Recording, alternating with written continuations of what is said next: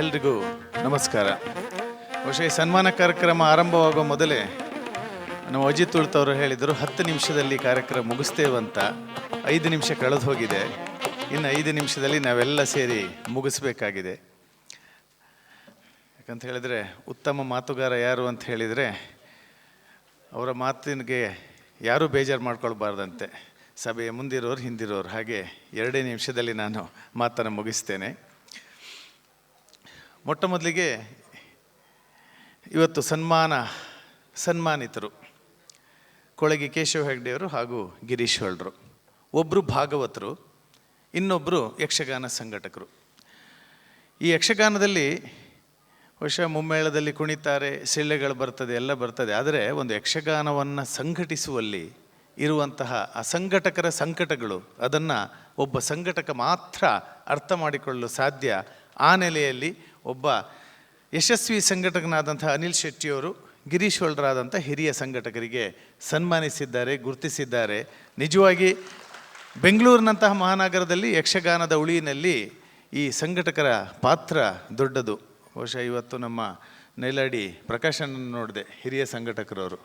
ನಮ್ಮ ಹಂಪರ್ ರತ್ನಾಕರ್ ಶೆಟ್ಟರೆಲ್ಲ ಇದ್ದರು. ಬಹುಶಃ 30-40 ವರ್ಷದ ಹಿಂದೆ ಇಲ್ಲಿ ಯಕ್ಷಗಾನವನ್ನು ತುಂಬ ಕಷ್ಟದಿಂದ ಸಂಘಟಿಸಿದಂತಹ ಆ ಕಾಲದಿಂದ ಹಿಡಿದು ಇವತ್ತಿನವರೆಗೆ ಈ ಬೆಂಗಳೂರಿನಲ್ಲಿ ಯಕ್ಷಗಾನದ ಉಳಿವಿನಲ್ಲಿ ಬೆಳೆವಿನಲ್ಲಿ ಸಂಘಟಕರ ದೊಡ್ಡ ಪಾತ್ರ ಇದೆ.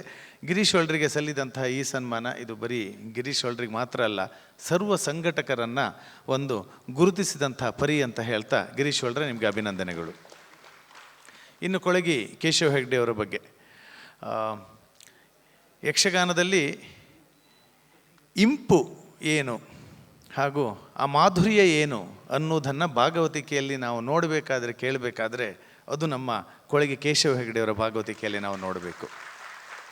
ಇನ್ನೂ ಒಂದು ವಿಶೇಷತೆ ಅಂತ ಹೇಳಿದರೆ, ಬಹುಶಃ ಅವ್ರಿಗೆ ನೆನಪಿಲ್ವೇನೋ, ಕೇಶವ ಹೆಗ್ಡೆಯವರ ಭಾಗವತಿಕೆಗೆ ನಾನು ಒಂದು ವೇಷ ಮಾಡಿದ್ದೆ ಒಂದು 6-7 ವರ್ಷದ ಕೆಳಗೆ.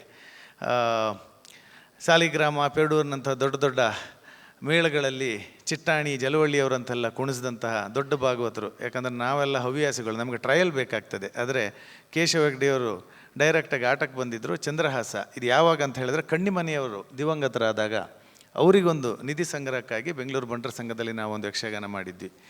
ನವೀನ್ ಶೆಟ್ರಿಲ್ಲ ಇದ್ದಾರೆ. ಆ ಒಂದು ಯಕ್ಷಗಾನಕ್ಕೆ ಭಾಗವತರಾಗಿ ಕೊಳಗಿಯವರು ಬಂದಿದ್ದರು. ನಾನು ಚಂದ್ರಹಾಸ ಚರಿತೆ ಚಂದ್ರಹಾಸ ಮಾಡಿದ್ದೆ. ಅಷ್ಟು ದೊಡ್ಡ ಭಾಗವತರಾದರು. ನನ್ನಂತಹ ಒಂದು ಚಿಕ್ಕ ಹವ್ಯಾಸಿ ಕಲಾವಿದನ ನಮ್ಮ ಕಾಲು ನೋಡಿ ತಾಳ ಹೊಡೆದು ನಮ್ಮಂಥ ಕಲಾವಿದರನ್ನು ಸಹ ಮೇಲೆ ಹಾಕಿದಂತಹ ಒಂದು ಪರಿಪೂರ್ಣ ಭಾಗವತ ನಮ್ಮ ಕೊಳಗಿ ಕೇಶವ ಹೆಗ್ಡೆಯವರು. ಅಂಥವರು ಅರ್ಹವಾಗಿ ಇವತ್ತು ಸನ್ಮಾನಗೊಳ್ತಾ ಇದ್ದಾರೆ. ಇಬ್ಬರಿಗೂ ಅಭಿನಂದನೆಗಳು. ಇನ್ನು ಕೊನೆಯದಾಗಿ ಇವತ್ತಿನ ಈ ಯಕ್ಷಗಾನದ ಸಂಘಟನೆಯಲ್ಲಿ ಮುಂಚೂಣಿಯಲ್ಲಿದ್ದವರು ನಮ್ಮ ಅನಿಲ್ ಶೆಟ್ಟಿ. ಬಹುಶಃ ನನಗೊಂದು ಕಿರಿಯ ತಮ್ಮಂತರವೇ. ಕಳೆದ ಒಂದು 10-15 ವರ್ಷಗಳಲ್ಲಿ ನನಗೆ ಅತ್ಯಂತ ಆತ್ಮೀಯ, ತುಂಬ ಭಾವನಾತ್ಮಕವಾದಂತಹ ಮನುಷ್ಯ.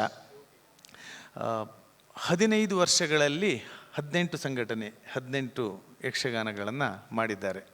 ಒಂದು ಯಕ್ಷಗಾನ ಸಂಘಟನೆ ಮಾಡಿ ಅದರಲ್ಲಿ ಯಶಸ್ಸನ್ನು ಕಾಣುವುದೇ ಕಷ್ಟ ಎನ್ನುವಂಥ ಈ ಕಾಲಘಟ್ಟದಲ್ಲಿ 18 ಯಕ್ಷಗಾನದ ಪ್ರದರ್ಶನಗಳನ್ನು ಒಬ್ಬ ಈ ವಯಸ್ಸಿನಲ್ಲಿ ಸಂಘಟಿಸುವುದು ಅಂತ ಹೇಳಿದರೆ ಅದು ನಿಜಕ್ಕೂ ಕಷ್ಟ ಸಾಧ್ಯವೇ. ಆ ನಿಟ್ಟಿನಲ್ಲಿ ಅನಿಲ್ ಗೆದ್ದಿದ್ದಾರೆ.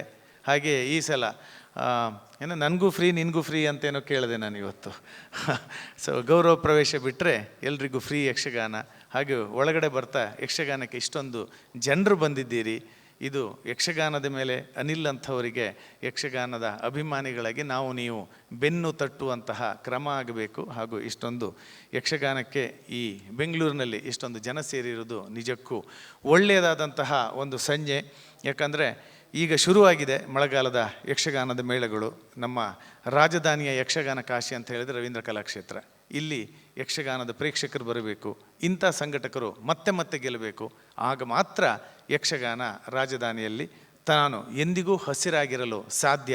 ಯಾಕಂದರೆ ಯಕ್ಷಗಾನದ ಗೆಲುವು ಅದು ಬರೀ ಒಂದು ಕಲೆಯ ಗೆಲುವಲ್ಲ, ಅದು ಸರ್ವ ಕರಾವಳಿಗರ ಗೆಲುವು ಈ ರಾಜಧಾನಿಯಲ್ಲಿ ಅಂತ ಭಾವಿಸುವ ನಾನು.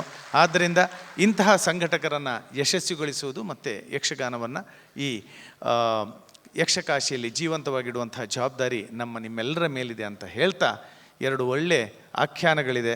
ವಿಶ್ವಾಮಿತ್ರ ಇದೆ, ಅದಾದ ಮೇಲೆ ನಮ್ಮ ನವೀನ್ ಶೆಟ್ಟರ್ ವೇಷ ನೋಡಬೇಕಂತ ತುಂಬ ಜನ ನಿರೀಕ್ಷೆಯಲ್ಲಿದ್ದೇವೆ. ಈ ಎಲ್ಲ ನಿರೀಕ್ಷೆಗಳಾಗಲಿ, ಇವತ್ತು ಒಂದು ಅದ್ಭುತವಾದ ಯಕ್ಷಗಾನ ಪ್ರದರ್ಶನಕ್ಕೆ ಈ ವೇದಿಕೆ ಸಾಕ್ಷಿಯಾಗಲಿ ಅಂತ ಹೇಳ್ತಾ ನನ್ನ ಮಾತನ್ನು ಸಂಪನ್ನಗೊಳಿಸುತ್ತೇನೆ. ಎಲ್ರಿಗೂ ಒಳ್ಳೆಯದಾಗಲಿ, ಎಲ್ಲ ಸಂಘಟಕರಿಗೂ ಒಳ್ಳೆಯದಾಗಲಿ, ಎಲ್ಲ ಯಕ್ಷಗಾನ ಕಲಾವಿದರಿಗೂ ಒಳ್ಳೆಯದಾಗಲಿ. ಕೊನೆಯದಾಗಿ ಯಕ್ಷಗಾನ ಗೆಲ್ಲಲಿ, ಗೆಲ್ತಾ ಇರಲಿ. ಯಕ್ಷಗಾನಂ ಗೆಲ್ಗೆ. ನಮಸ್ತೆ.